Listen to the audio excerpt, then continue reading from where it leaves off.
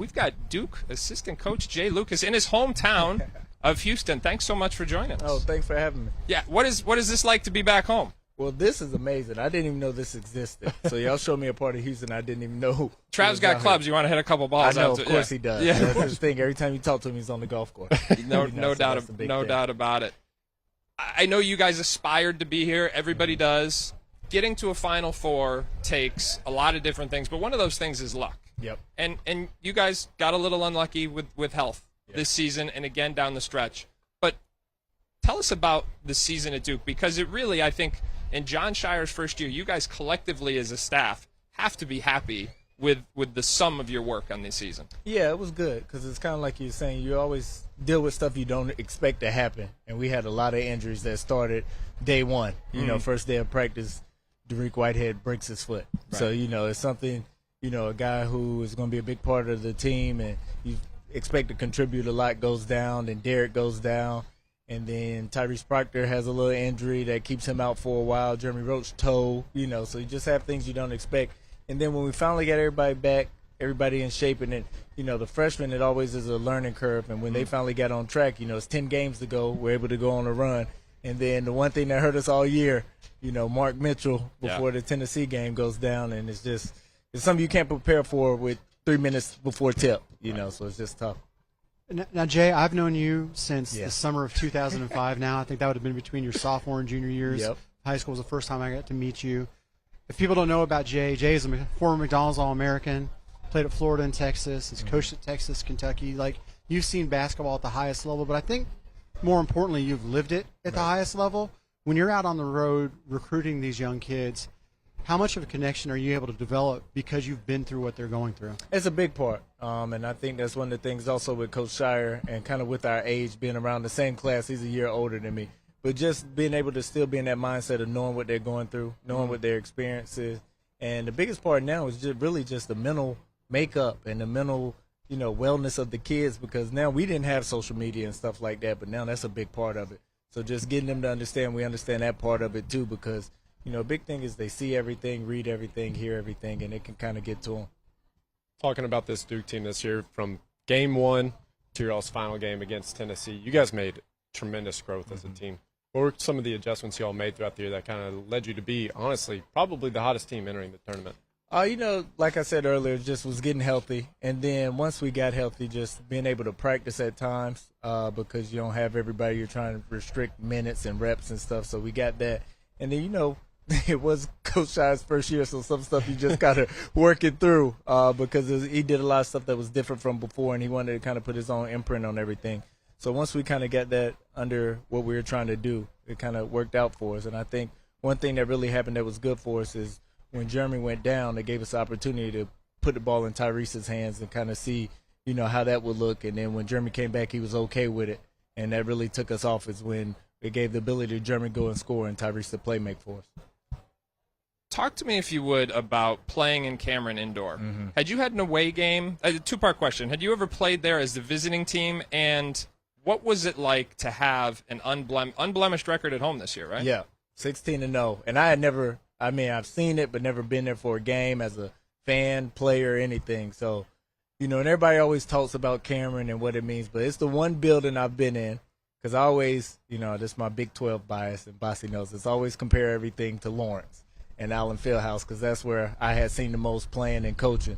So that was kind of like the top of my list. And then you go to Cameron, and it's the one building where you can actually, feel it. When you're sitting on the bench, you can feel the intensity, the energy, and the team feeds off of it. And it's my first time experiencing it on the good side because you go into, Allen Fieldhouse, you don't win a lot of games, and Bill Self is over there pumping up the crowd and stuff. You're in for a long night. I got to ask this quick follow-up. Having very briefly there's got to be times where it's like a bad dream, though, because you're trying to communicate with your kids, but they can't hear you. What are the mechanics of trying to get around that?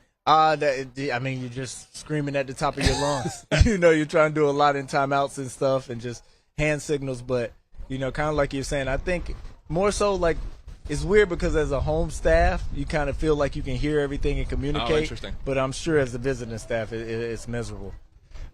Jay, Duke has been known for one-and-dones, right? And in today's landscape of college basketball, you want to recruit the best players that you possibly can. And, because of that, you're going to have a lot of guys who are one and done, and it's a big selling point. But now, as the game's getting so much older, and now you guys are having some guys come back, you've got Proctor coming back, you've got Mark Mitchell. Does it change philosophy at all and roster structure and trying to mix that elite young talent with maybe some veterans? It does, and I think this is something that everybody's trying to figure out right now. I think this is just the way that college basketball is going, along with that and the transfer portal and stuff like that. I think these last 2 years, everybody's trying to navigate it, and that also brings NIL in, because now you have some older guys who might want to just go and play professionally, but now they have opportunity to want to stay and stuff. So it is a big difference because, a lot of the kids that we recruit and a lot of kids at a bunch of high levels want to come in and leave after 1 year. And now it may not be the case. So you really have to, do your homework and really have to have strong relationships to understand, this will work out and this will happen. And what I think you'll tend to see, especially with us and some other teams, is that you'll have really sophomores that you wouldn't expect to stay coming in with those freshmen, and then having to blend that is going to be where you really have to earn your stripes coaching. Speaking of elite players, Dereck Lively, he struggled. I mean, he was one of those guys that started the season hurt. Yep. But he really took off late into the season. How did he kind of make this development and now potentially a one-and-done prospect? Like you said, he was hurt early, and so a lot of the stuff you get in the summer and the fall, he didn't start to get until January, late December. So, the stuff he would have had coming in the first game and stuff, we really couldn't do the extra work. And Emil Jefferson, one of our assistant coaches and the younger guy on staff, he's real big in the player development, and he did, an outstanding job with Dereck. And you can kind of see how he developed throughout. But I think the biggest thing was just he didn't get the stuff that normal freshmen got in the summer until around Christmas. And then when you get about 2 or 3 weeks of that, then he started to take off. And I want to say that first Carolina game at home was kind of like his coming out party. Coach, we still got a few big games to play here in Houston, but already people, and I know Duke fans, already looking forward to next season. Talked about retaining some of those freshmen. Tyrese Proctor's already announced he's back. Mark Mitchell's already announced he's back. Obviously, haven't heard anything from Flip yet. Not asking you about that, but just as it relates to the prospectus for next season, a lot of early excitement about it.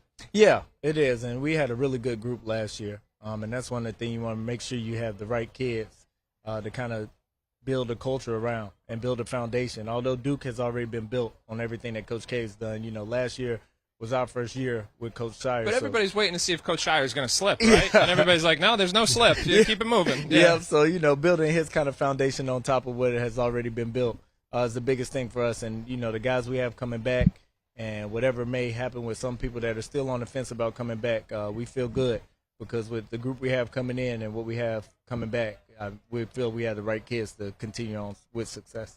Being a Kansas City guy myself, I would be remiss if I didn't ask about Mark Mitchell. I watch you guys a lot. Obviously, I key in on him because I've known him since he was in middle school. And you touched on it with him being injured in Tennessee, but just how important is he really to you guys, and how big of a step can he take as a sophomore? He's one of our most important pieces. And in that Tennessee game, he would have been our most important piece because he gave us that size and that physicality that we needed on the perimeter to kind of compete with how Tennessee plays and some of the stuff they do. And I like to compare Mark to, he's one of those guys like a Jay Crowder or PJ Tucker or somewhere like that, like you always need on a championship team to be able to win.